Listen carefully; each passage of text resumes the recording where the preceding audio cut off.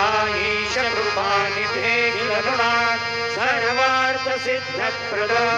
युष्मत्पादरज प्रभावमतुलं दातापि वक्ता क्षमः सदभक्त्या शरणं कृताञ्जलिपुटः सम्प्रापितोऽस्मि प्रभो श्रीमत्साई परेश पादकमला नान्यच्छरण्यं मम साई रूपधर राघवोत्तमं भक्तकाम विबुधद्रुमं प्रभुं माययोपहत चित्तशुद्धये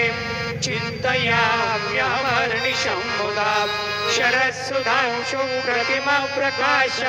कृपात्पात्रं तव साईनाथ त्वदीयपादाब्ज समाश्रितानां स्वच्छायया तापमपां करोतु उपासनादैवत साईनाथ स्तवैर्मयोपासनिनास्तु तस्त्वं रमेन्मनोन्मे तव पादयुग्मे भृङ्गो यथाब्जे मकरन्दलुब्धः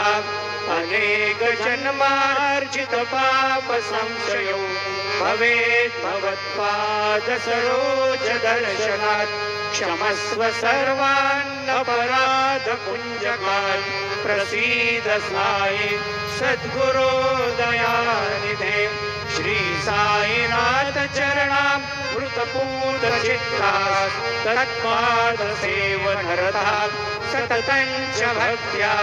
संसारजन्य दुरितौ तव निर्गतास्ते कैवल्यधाम परमं समवाप्नुमयते स्तोत्रमेतत्पठे भक्त्या यो नरस्तन्मनः सदा सद्गुरु साईनाथस्य कृपापात्रं भवेत् ध्रुवम् करचरणकृतं वा कायजं कर्मजं वा श्रवणनयनजं वा मानसं वा पराधं विहितमभिहितं वा सर्वमेतत्क्षमस्व जय जय राधे श्री प्रभु साईनाथ श्री सच्चिदानंद सद्गुरु साईनाथ महाराज की जय।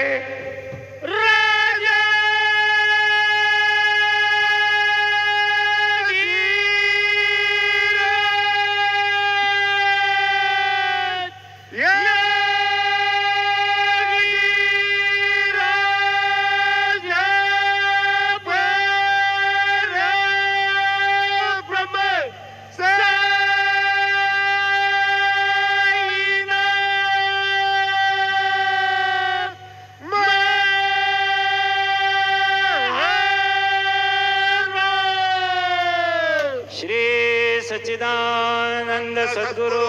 साईनाथ